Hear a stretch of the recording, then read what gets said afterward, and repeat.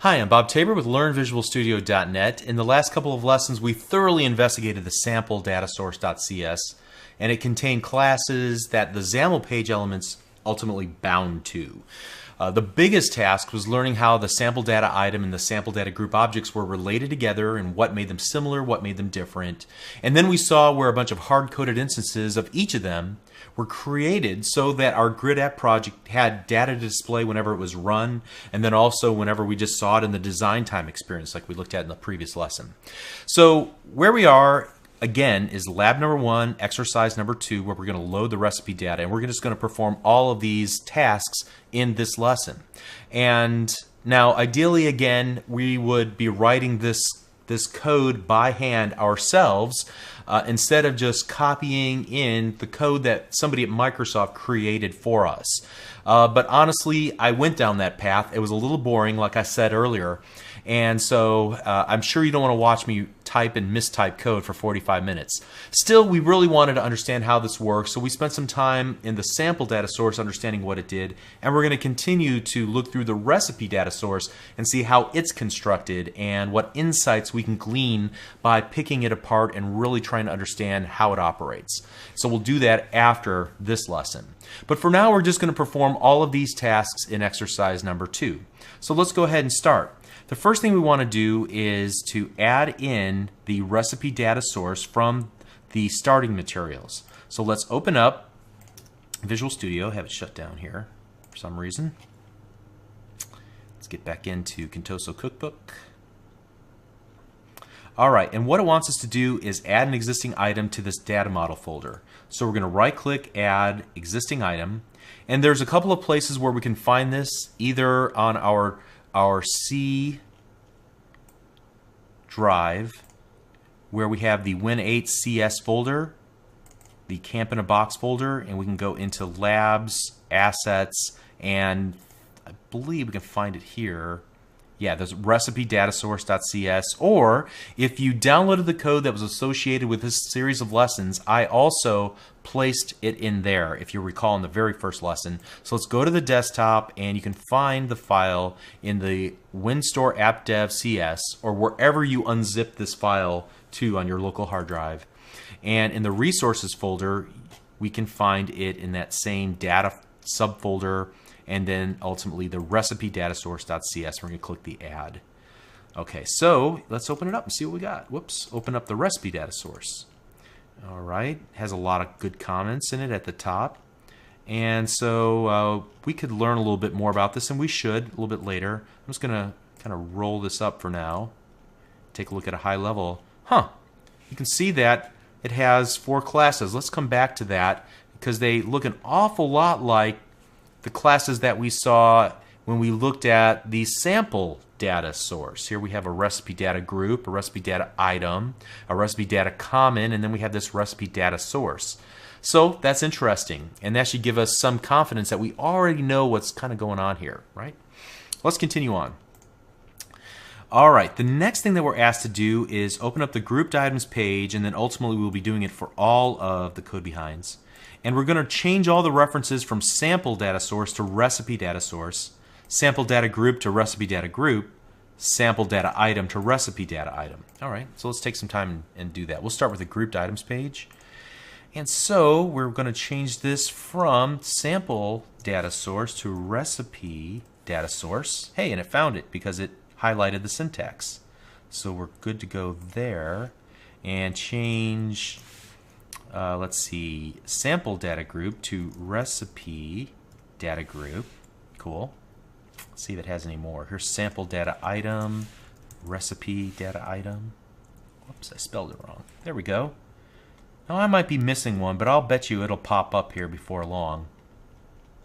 So that's good. Let's go on to the next file, which would be the group detail page, .xaml.cs. Let's look through it here. Sample data source, that becomes recipe data source. All right, and hey, we haven't looked in this file yet. Notice how it has a default view model with 2 keys. It has a key for group and a key for items. Cool, that's what we talked about earlier.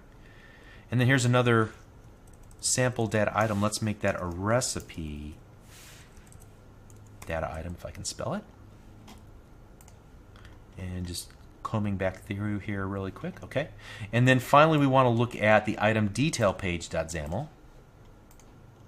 Comb through it real quick. All right, so here we go. Let's change sample data source to recipe data source. And then sample data item, let's change that to recipe data item. And hopefully that'll be it. I may have missed one, but we'll find it. We'll find it eventually. I could do a search and just a Control F, and you'll notice it gives me this little window. So maybe that would be a good approach here. Let's just look for sample and to see all the spots where the word sample is used. And this is in the current document. Let's make it for the entire or all open documents. That would be good. And then let's close the ones that we know where it'll find things we don't want. All right, so we just have 3 open documents. So now we're only going to search for the word sample in all open documents. And those are all code comments. This is used as an identifier sample data groups, but it's just a variable name. It's still pulling from RecipeDataSource, so I think we're good there. Let's continue on. And that's it. Okay, so we're good. I think we're good to go there. Let's go ahead and save this and look at what the rest of the instructions say. All right, the next thing we're called to do is task 2, load the recipe data. And it wants us to create a new folder called data, and then we're going to add an existing item, recipes.txt, into that folder. All right, so let's start by right-clicking on the project name, which is below the solution, and selecting Add New Folder. We're going to call this Data. And then we're going to right-click on the new data folder and select Add Existing Item. And then we're going to look for this recipes.txt file, which I'm pulling from my own little resources cache, but you could pull it also from the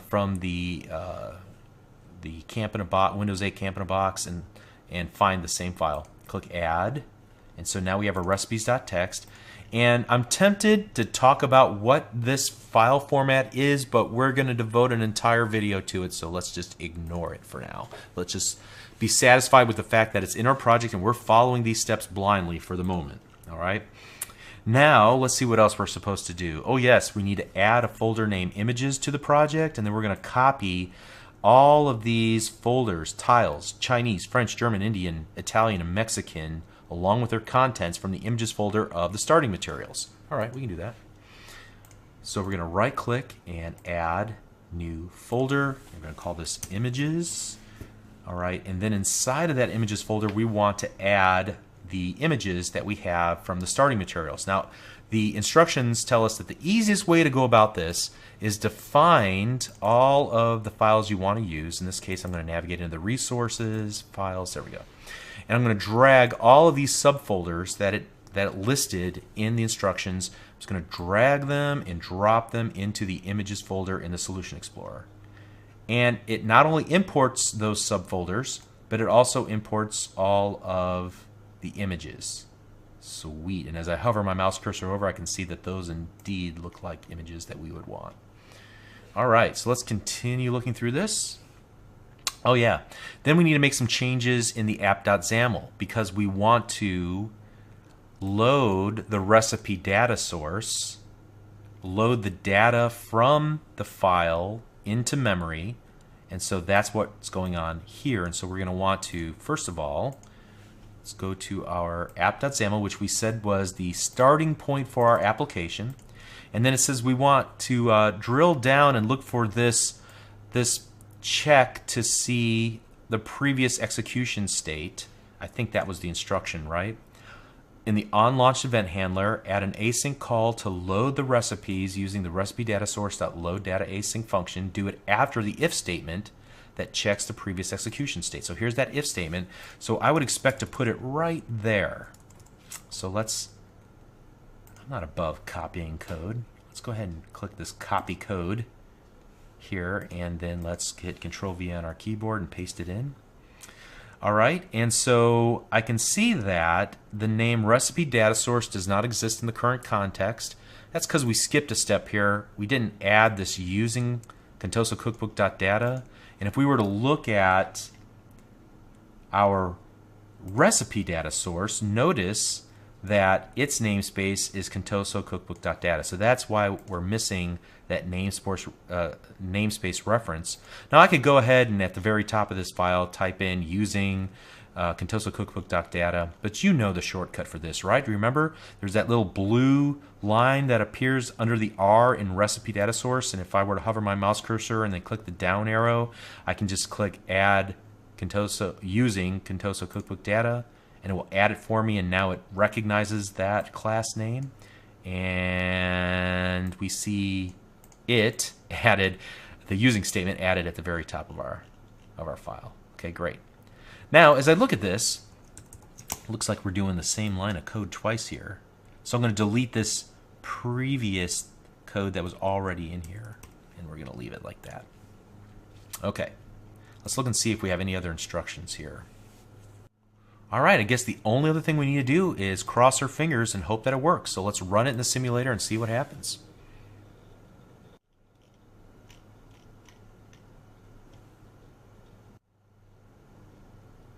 Aha, now we're getting somewhere. Look at those beautiful recipes showing up in our app. Yes, so we have some success here. Let's get over to the right-hand side. Yep, that looks great. Let's dive into one of these.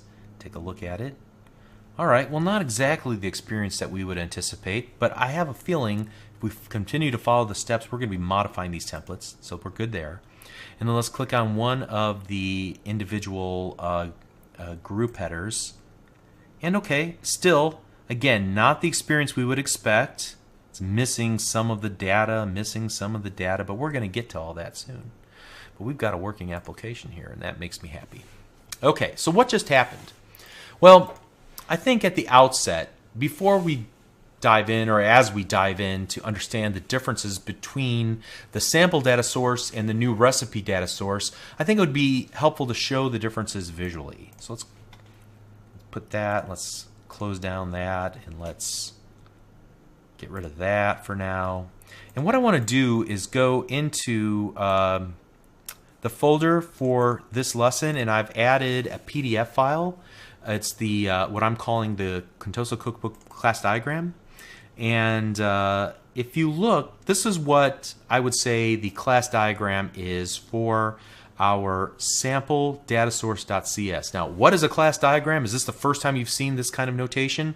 Well, it's basically a part of a set of notation called UML, short for the Unified Modeling Language. We could spend a lot of time talking about class diagrams in UML, but just know that it's just a way of expressing a design at a very high level, at least in the way that we've used it. And there are really three parts to a class diagram that you need to understand, and it's really intuitive. Each box represents a class, and each box has three compartments. You have the name of the class at the very top compartment, then you see its properties and methods in the next two compartments below it. If it's public, typically the name will be capitalized, and sometimes there will be a plus symbol next to it. And additionally, sometimes you'll be able to see the data types of each member in this class, whether it's the data type for a property or the return value for a given method, or the input parameters for the given method as well.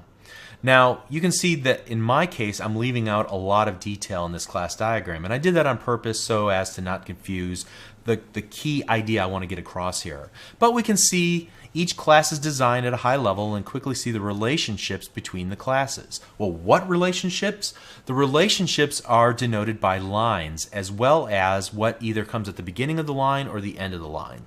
Now, you can see that in most cases here, we have a line that begins or at one end has this empty arrowhead, and that denotes inheritance. Specifically, we can see that the recipe data common is or has a relationship to this bindable base. It implements or derives or inherits from bindable base.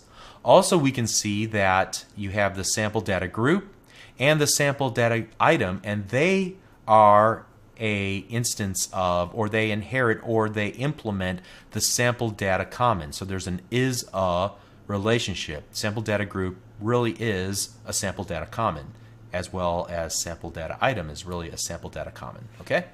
Furthermore, we can see that there's a relationship between the sample data group and the sample data item. In this case, we don't see any arrowheads, but we do see a number 1 on the left side and an asterisk on the right side, and the name for that is cardinality. It means specifically that one instance of a sample data group has a reference to potentially many instances of sample data item. And so, these are observations that we've made before about the relationship between these two classes, and we've seen them as we've populated the sample data source in the constructor when it would create a group and then add a series of sample data item instances to that group. Okay? All right, so now compare what you see here in this hierarchy, this structure. Just kind of blur your eyes a little bit, and then look at this. This is the new recipe data source. It's almost identical. Yeah, there's some details that are different, but overall we have the recipe data common, and it is a bindable base. It inherits from bindable base. Recipe data group and recipe data item are both a recipe data common. They both inherit from recipe data common. And recipe data group, for each recipe data group, it has one or more recipe data items associated with it. All right, so again, sure, the properties and the methods that are defined inside each of the classes are a little bit different, but the overall structure is exactly the same, and the relationships and the roles and the responsibilities that have been delegated to each class are essentially the same, with a few implementation differences here and there. Okay, so let's stop right there for now. In this lesson, we made some significant changes to our app and saw dramatic changes to the output. And to better understand it, we looked at a class diagram, a UML class diagram, to show us the overall, the 50,000-foot bird's view look at the design and the structure of the class hierarchy, and how closely the sample data source and the recipe data source resemble each other. So in the next lesson, we're going to start to pick apart the recipe data source, and we're going to try to leave no stone unturned. So we're going to look at just about every line of code, hopefully, in the recipe data source. We'll see you in the next lesson. Thank you.